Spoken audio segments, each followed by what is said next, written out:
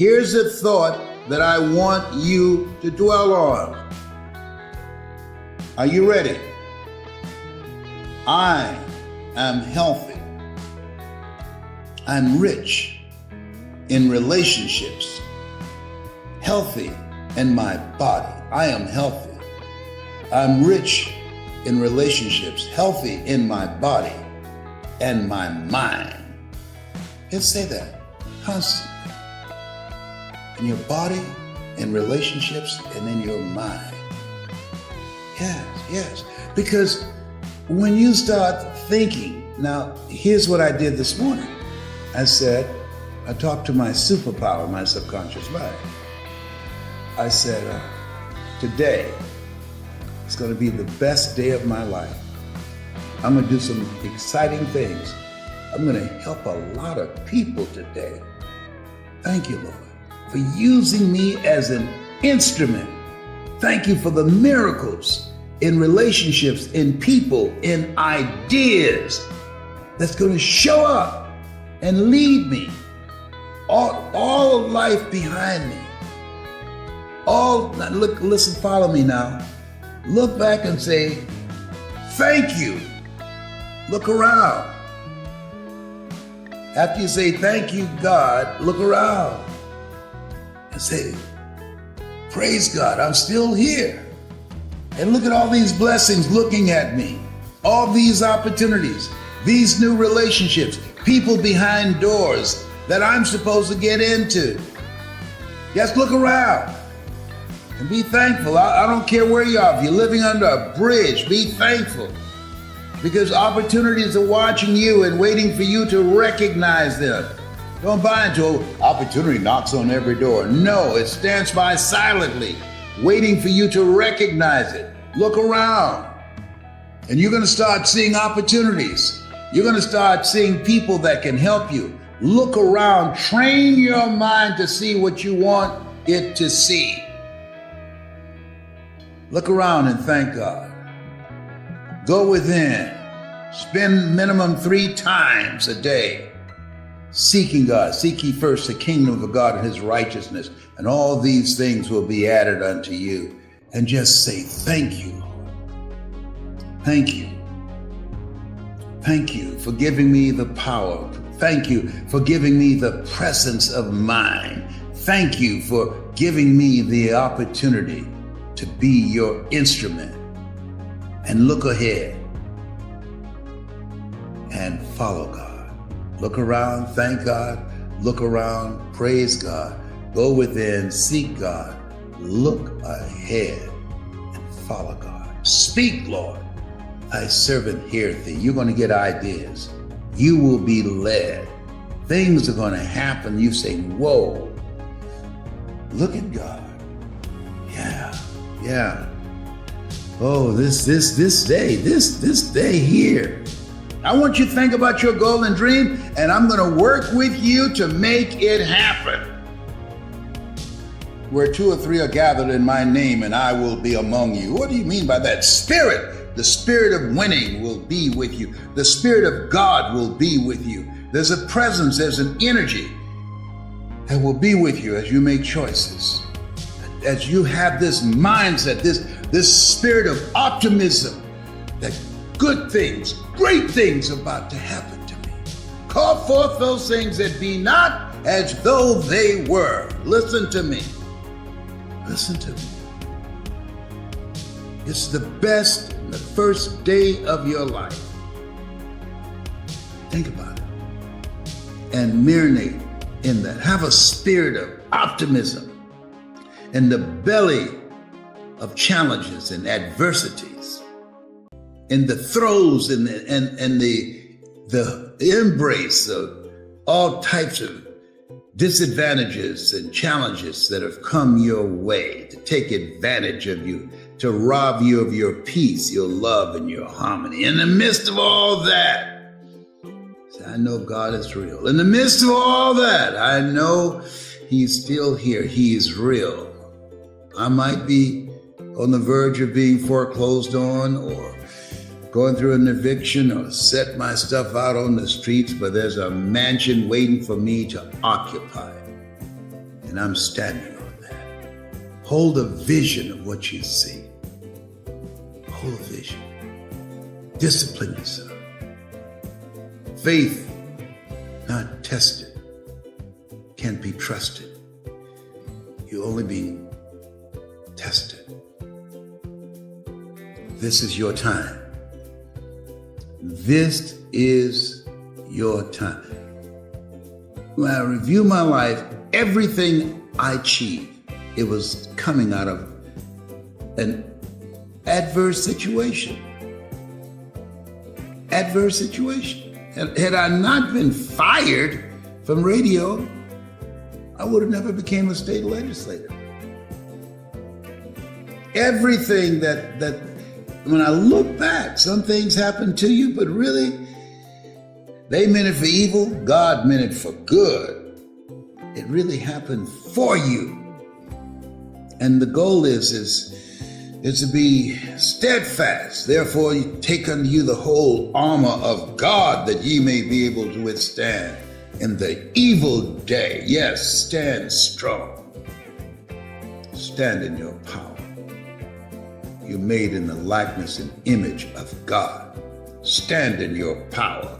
You've been given authority and dominion over everything on the face of the earth. Stand in your power. You've got this book called You've Got to Be Hungry. Why did it take you so long to finally put this book out? And what should we know about it? I want everyone to get this book. It's different than any other book that's been out there, because it's one thing if you are in a majority culture and you're part of the majority. I sent a letter to Gunther Ranker, and they sponsored the infomercial for Tony Robbins, and they sent me back a letter saying, we acknowledge, we received your request for a partnership to do an infomercial, but you're Black, and we don't believe that America is ready for a Black speaker. So I sent them back a letter saying, thank you for reminding me that I'm Black. I never would have known that if you hadn't told me. Thank you for reminding me of rejection. We got the complexion of connections. So I say, I'll see you from the top. But that was a good thing, because it brought something out of me that says, my destiny is not in your hands. I'm going to find a way to win. People that are manifesting their greatness, they find a way to win. They are no matter what people. They're like a Walter P. Chrysler who failed 49 times in the automobile industry. They find a way to win. I remember when Muhammad Ali was knocked down the first time by Joe Frazier, and Howard Cosell asked him, why did you jump up so quickly? And Muhammad Ali said, I looked around and saw where I was, and he said, a canvas is no place for a champion. He said, and I jumped back up. And so when you have living your life from a place of knowing that there is something in me that I strongly believe there's a dimension about us that very few people reach for. And I think that's the greatness, and that most people become discouraged when their athletic careers have been cut short and they felt that was the only slot for them in life.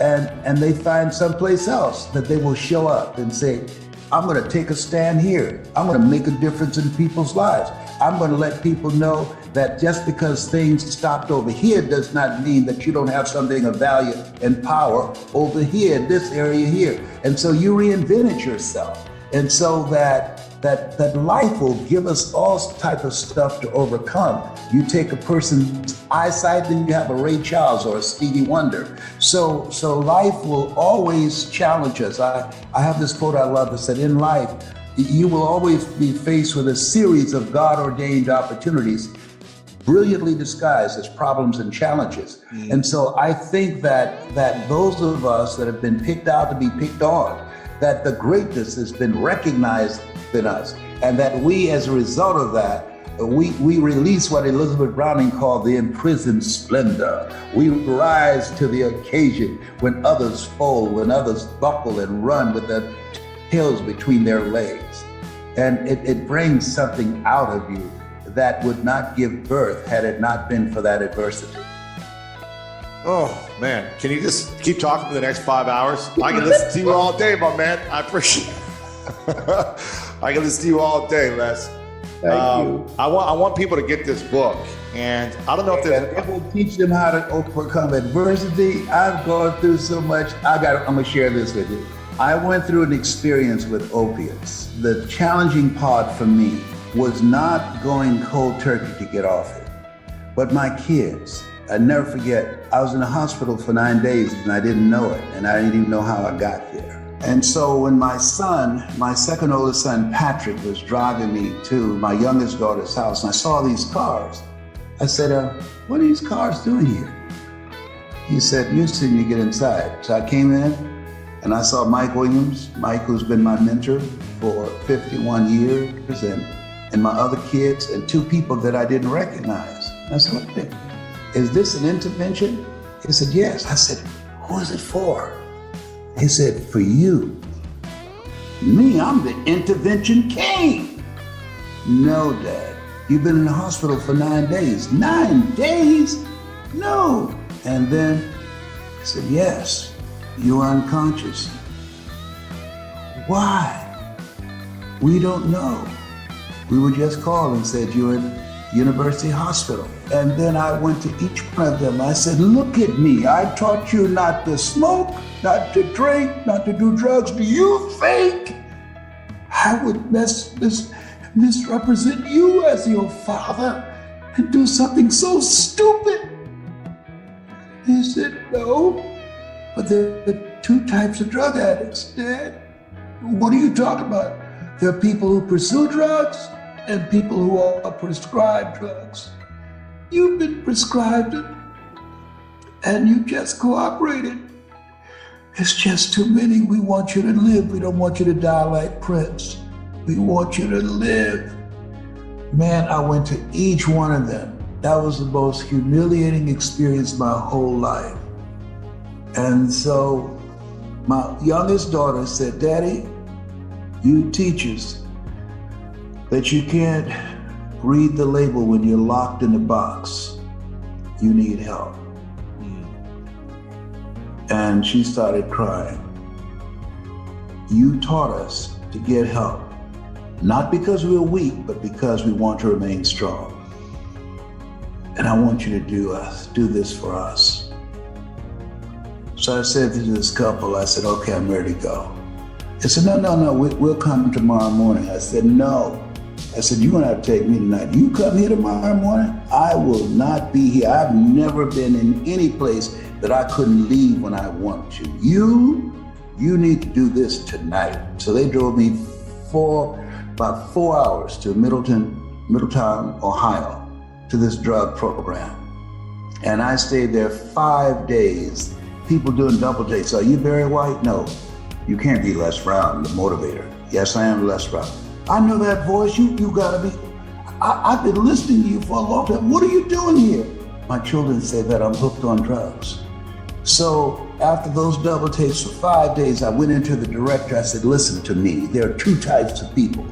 Drug addicts. There are ones who prescribe drugs, and there are ones who go seeking drugs. I said, I was prescribed these drugs for pain, for the sciatica pain and pain for cancer. That's eating 40% of my T1 vertebrae in my spine.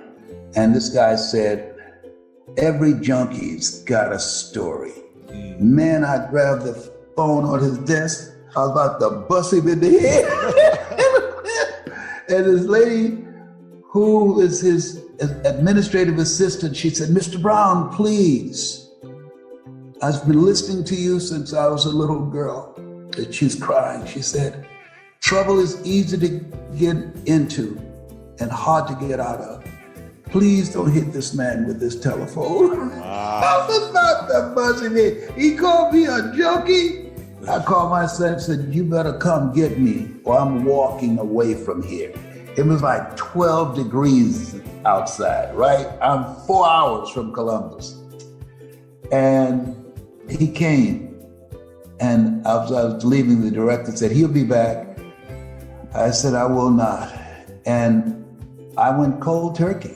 They rushed me to the Cleveland Clinic about 6 different times.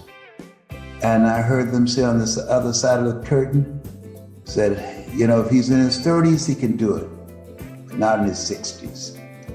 And that night, I prayed to Mamie Brown, my adopted mother, and my birth mother. I said, I don't know your name. You gave birth to me, but I need the two of you to get together and help me have the strength to get through this. They want to give me a drug called Suboxone, and it's addictive.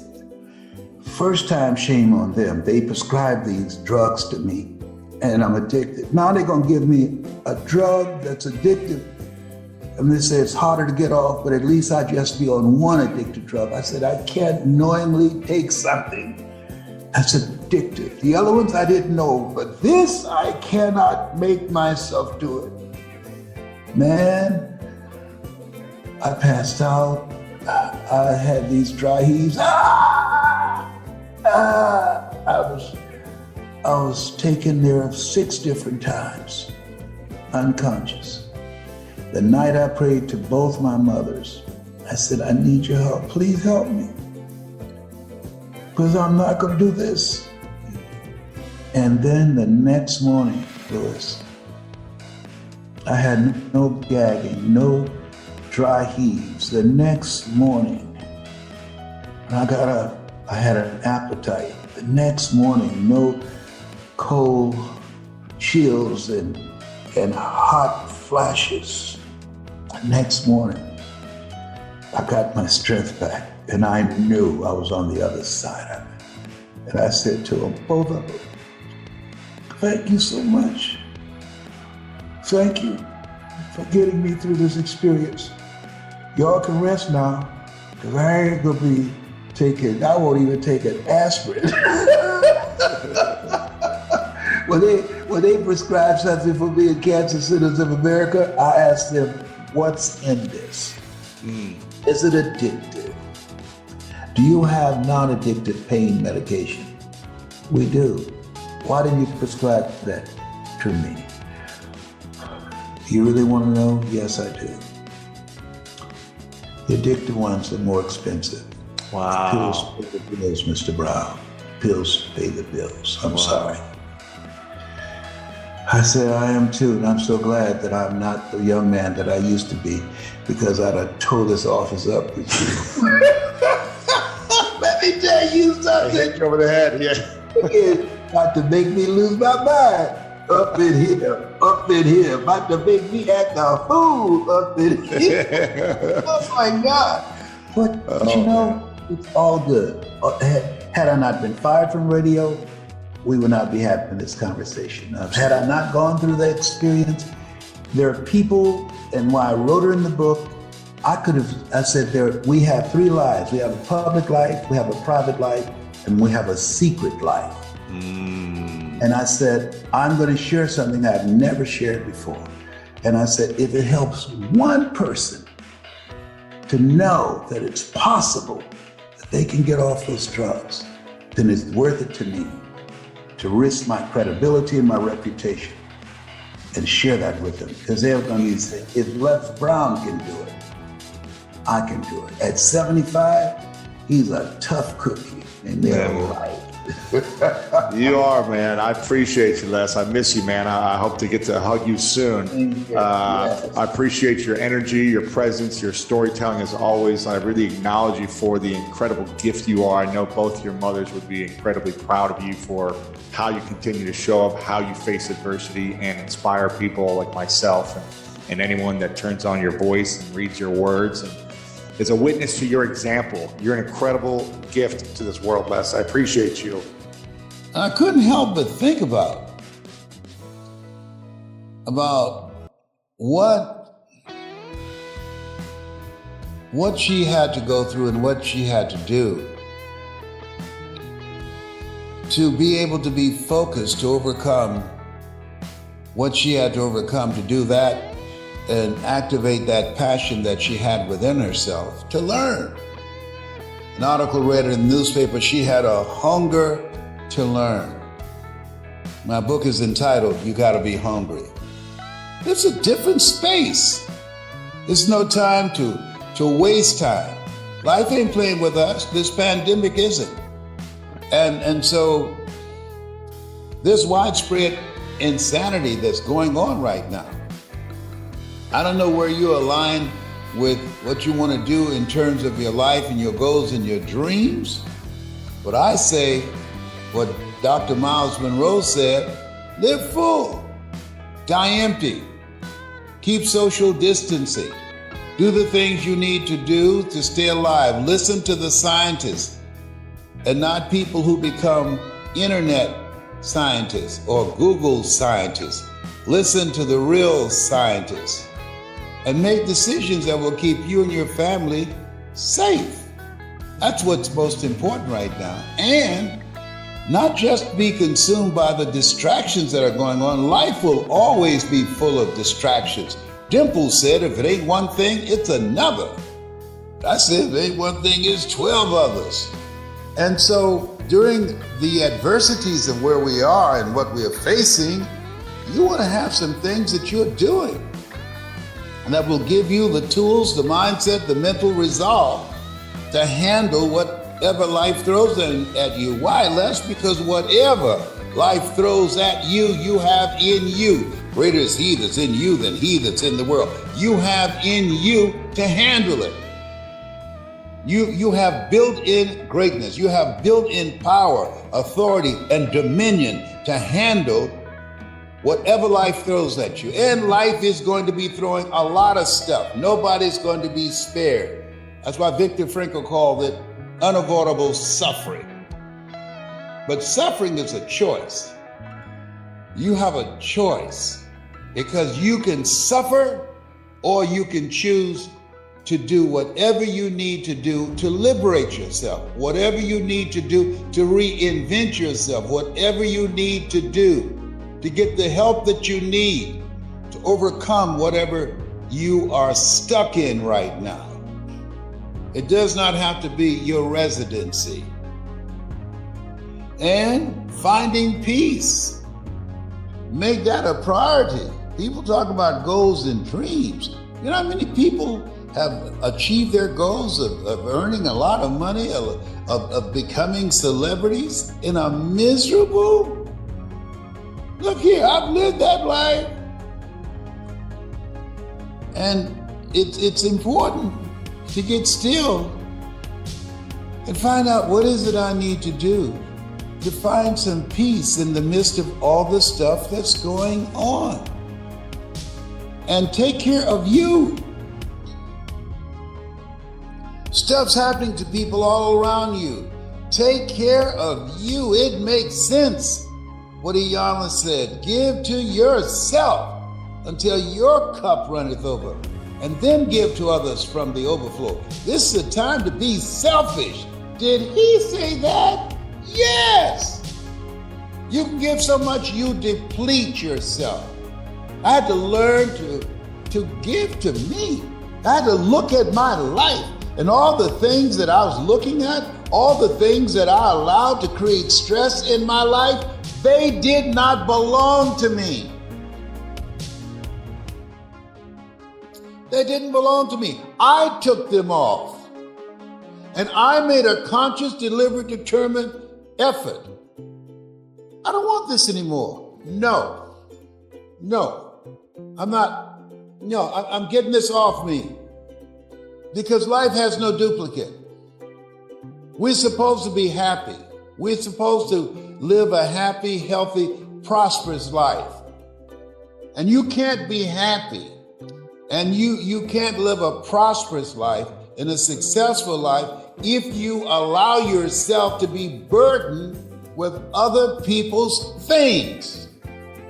Give to yourself until your cup runneth over, and then give to others from the overflow. And I had to learn to do that.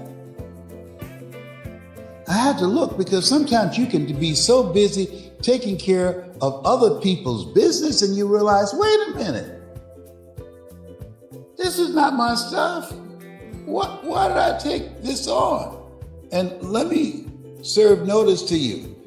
The people that have been using you, they're going to get angry because they want you to be distracted and do what they want you to do and do the work that they're supposed to be doing. See, here's what I know. When people get sick and tired of being sick and tired, they'll do something about their situation. That's what I know. During even this place where we're, just imagine, it makes a powerful statement about what's going on right now. Kanye West had a stadium, 20,000 people per set, paid for a listening party. During the pandemic, people showed up, crowded, some with masks, some without masks, to listen. Woo! 40,000. Let me tell you something. If we had an announcement saying, if you have goals and dreams, we're going to have an event, and all it will cost you is $97 or $100, same money you gave Kanye for him to walk across the stage with a stocking cap over his face to listen to music. Now you can listen to something that can change your life. The same group of people, will they show up? No. In 7 different languages. No. Whoa. Jesus said, all power is in my hands. Oh, by the way, the poor will always be among you. Wow. Remember what Reverend Knight said? The best thing you can do for poor people is not be one of them.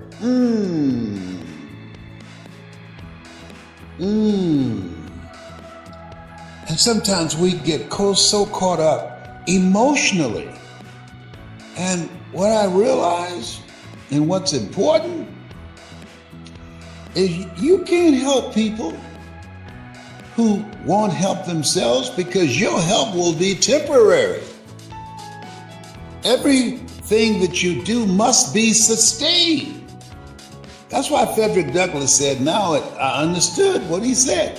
Why help a man stand to his feet if he doesn't have enough gumption to lock his knees, if he does not have the consciousness and responsibility to lock his knees? When you let him go, his head is going to hit the pavement. I can't tell you the number of people I got jobs when I was a state legislator, and they lost a job. They got paid on Friday and wouldn't show up on Monday. Have you ever helped somebody and they did nothing with it? Did absolutely nothing with it.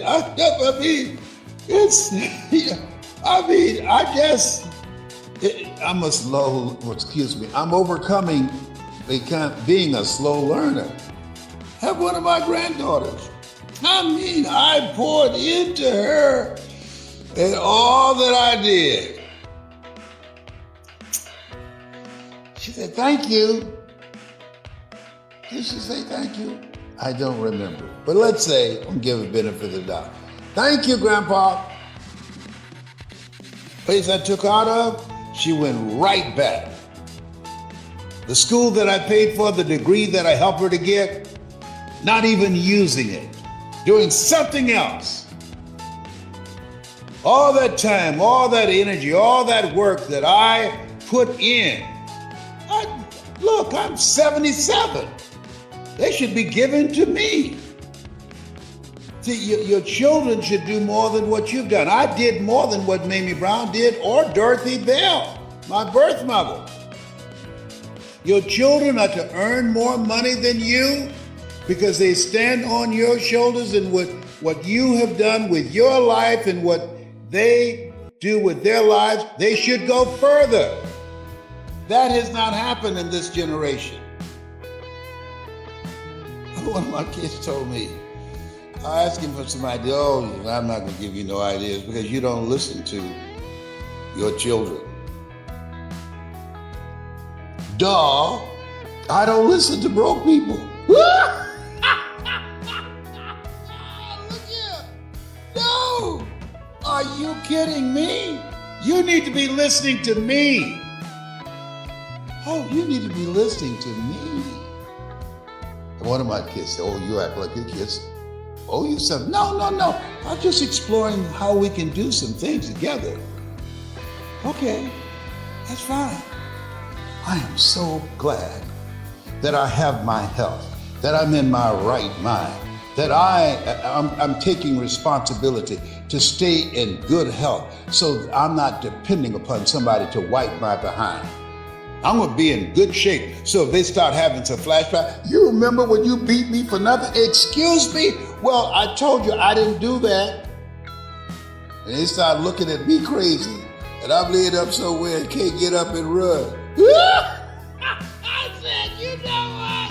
I thought about it when somebody asked you get older, who's gonna wipe your behind? You wanna push back that time. You wanna take care of yourself. I got up, I started doing some yoga and qigong and I've been doing all kind of exercise up in here because my goal is not to be a burden to anybody. We can't help getting older, but we don't have to get old. Life ain't playing with us. Old man time is not playing. Going up the steps and I heard this click in my right knee. I said, oh my goodness, what is that? That knee said, I'm 77. That's what that is. I'm 77. When you get 77, I begin to crack. Oh my goodness. So take your time, buddy. I ain't playing with you. And ladies and gentlemen, some of you can hear me. The majority don't even want to hear it. Gone someplace else. Good. Let me share something with you. Take life seriously. Life has no duplicate. Decide as you look at your life, as you determine what is it that the next greatest version of myself, what does that look like? What is it I need to do? We have an expiration date. We can push it behind us if we want to. We can push it out of our minds and think we have forever to deal with other stuff and say to old man time, hey, listen, wait just a minute. Les Brown's got some stuff he's dealing with his children or his grandchildren or his baby mama drama and all kind of other stuff. Just wait just a minute and then we'll start the clock again. No. You got to be present in mind. You have to monitor and manage the priorities in your life. Guess what number one is?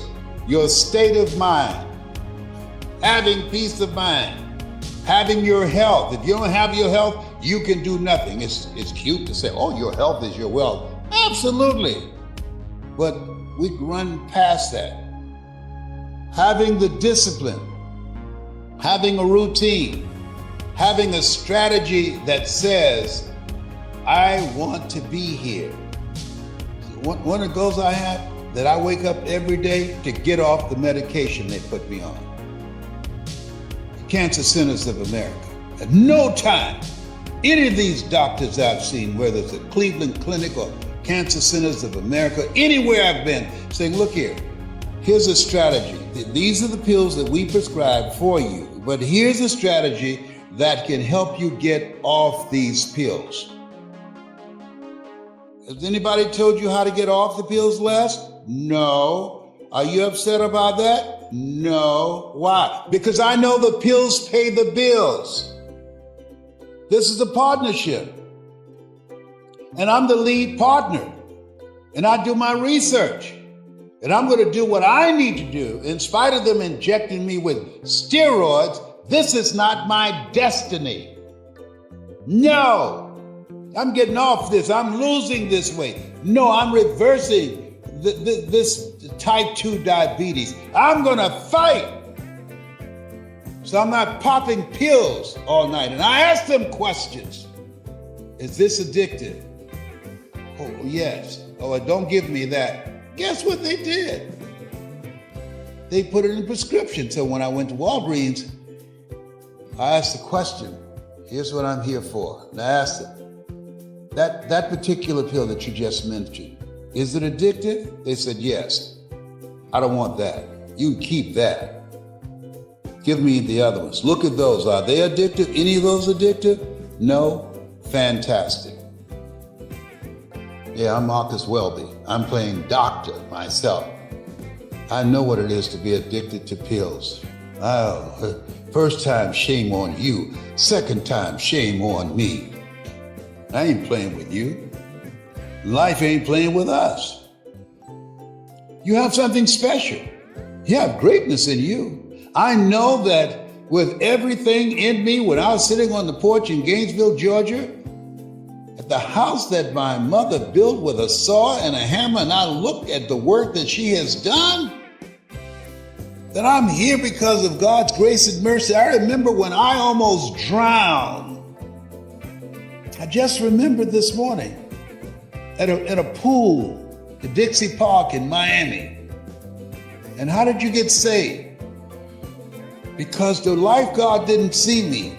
I was swallowing a lot of water and I was kicking and radical movement, and my foot went into an opening on the side of the wall of a pool where there was not a light.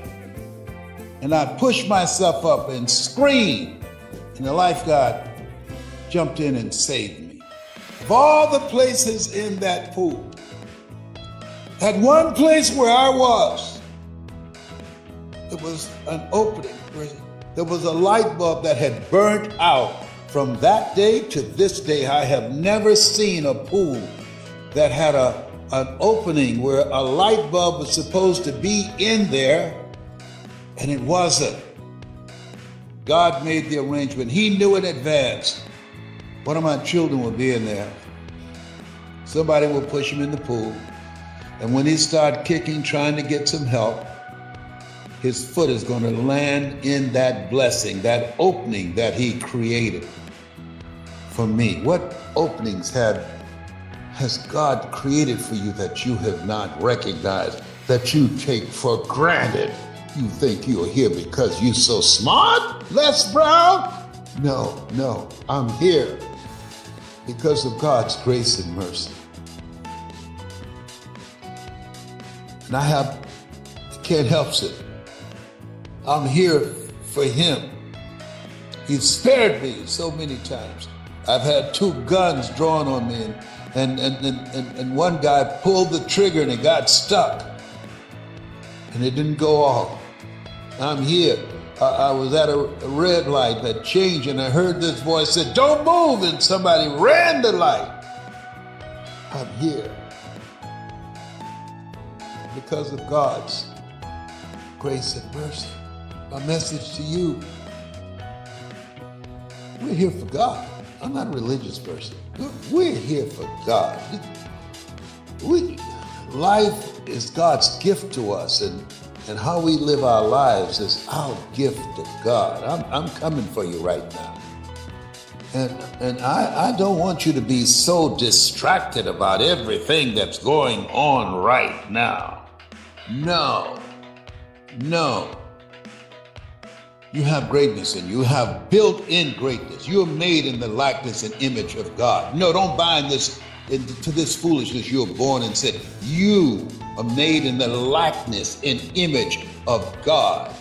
Sin means, in the Aramaic language, falling short of the mark. You are made in the likeness and image of God. You have built-in greatness. You have authority and dominion and the power in you to handle whatever life throws in your direction.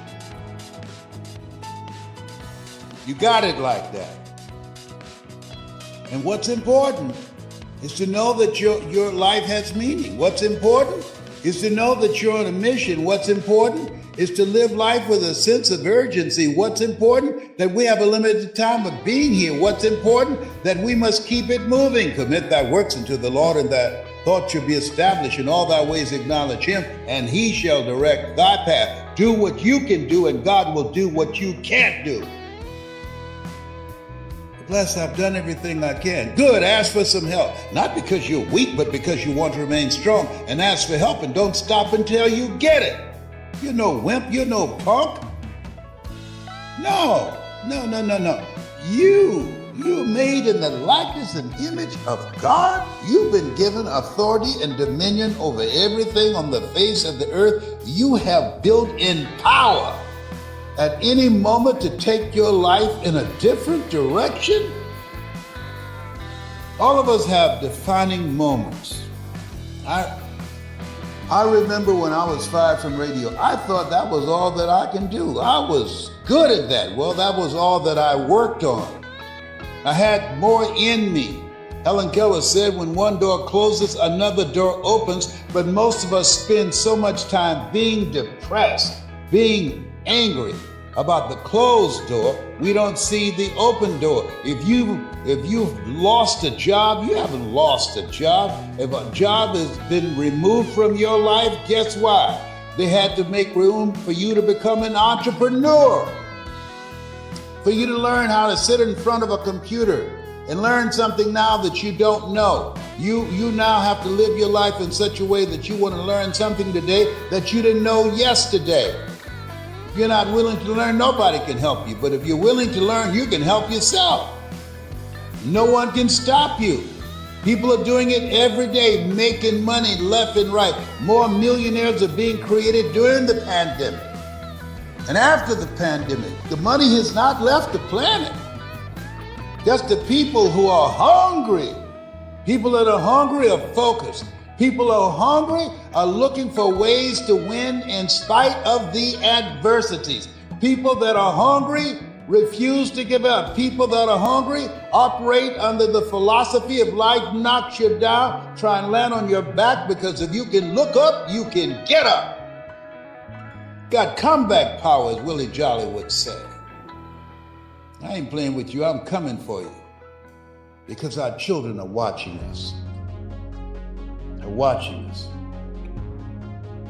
And many of them are not looking at good role models. That's why the suicide rate among young girls 12 to 17 has increased 51%. Are you kidding me? People dying to get here and people living here committing suicide. Come on now. People get here, can't speak the language, have a 3 to 4 greater chance of buying a home and having their own business than people who've been here. People who can't speak the language have a 4-time greater chance of owning their own home and creating their own business. There's something wrong with that. Why? Because we've gotten comfortable. That's why Brian Tracy said, your comfort zone is your danger zone. They don't come here to watch Netflix or any other kind of flick or a listening party. No, they're hungry. And you must be hungry too for a better life. You must be hungry too to say, no, this is not going to get the best of me. Sometimes in life, you have to put your foot down. When you say no. When I heard the rats in the house where I moved my mother out of, and they were playing bid whist and talking to each other. Then they're talking about, you know what? I'm so glad Mamie back, I don't know what to do. I'd be glad when she baked one of those sweet potato pies. I'm listening to them. Are they talking about my mama? Or that Mamie, she can bake a sweet potato pie. I'm telling you. They're talking about my mama. The rats in the wall. And they have imported roaches in Miami from Atlanta. Roaches that's so big they fly like pigeons and eagles. And roaches where you spray them and they snatch the black flag out of your hand and start spraying you. But here's the kicker. I saw Roach the other day. I got some black flag and started spraying him. And guess what he did? He snatched it out of my hand, but he also had something else in the other hand. I'm looking, it was some Lysol. He sprayed me with the Lysol before he sprayed me with the black flag. He didn't want me to infect him with the virus. That ain't right.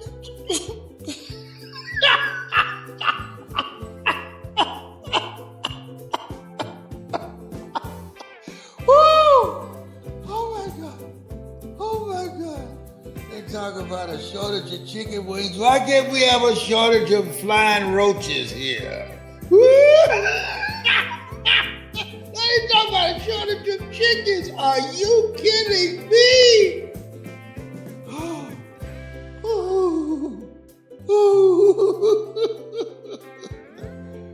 Let me, my medication wearing off. Let me leave this with you.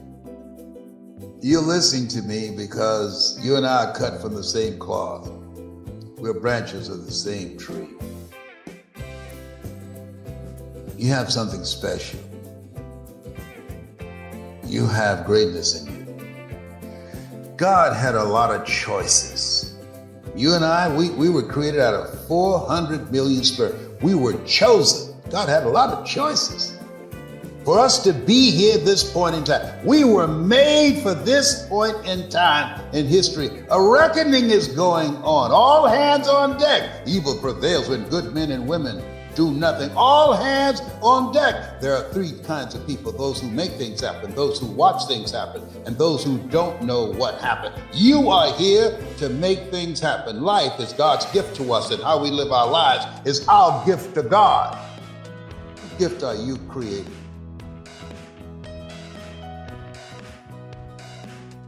What are you doing? We need you. We need you to be, as Sandra Brown would say, from trust up. We need you to be visible. We need you to be vocal. We need you to be engaged in this thing called life. Our children need you. Our children's children need you. Good man and woman leaves a legacy for their children and their children's children. But we don't want to just leave a legacy. A legacy is how you will be remembered. We want to build a dynasty, as my son John Leslie would say. A dynasty is something that as you build it, you won't be forgotten. Wow. As Tolo would say. If you could feel me, if you know what I'm talking about, that you realize that this is a different space, and that if we're going to make it in and out of the pandemic, we must bring a different kind of energy, a different kind of commitment, passion, and drive. Create a life that we can be proud of. Life is God's gift to us, and how we live our lives is our gift to God. Yeah. This thing called life. What a mighty God we serve. Angels stand before him. Heaven and earth adore him. What a mighty God we serve. I hope you've enjoyed what I've shared as I was rocking in a rocking chair on this porch in this house that my mother built. I bet she never thought about one day the son that she had in Miami, Florida, with his twin brother, will find his way to Gainesville, Georgia, and he will sit on this bench with the brother that he did not know he had, George Rucker, as he listened to stories about me from his brother that he did not know he had. And he would be moved and inspired by the work that I did when he walked through the house and saw the newspaper clippings about my accomplishments. He found me and my mother, his grandmother. Look at God. Let me share something with you. Don't give up. There's a reason that Paul said, pray unceasingly. Don't give up. The prayers will fortify you. Don't give up. Keep moving. Don't give up. Do as Mary McLeod Bethune would say, pray as if everything depends upon God. But work as if everything depends upon you. There's a destiny in you. There's a greater calling in you. There's a work for you to do. That's why you were chosen for this time in history. History is being read, but it's also being written by people like you. That's why you're listening to me. I guarantee you, nobody who went to a listening party are listening to me. I'm an old fuddy-duddy, old Uncle Tom. He ain't listening to me. No. But you are, because you and I are cut from the same cloth. You are, because we're branches of the same tree. You are, because what's in me is in you.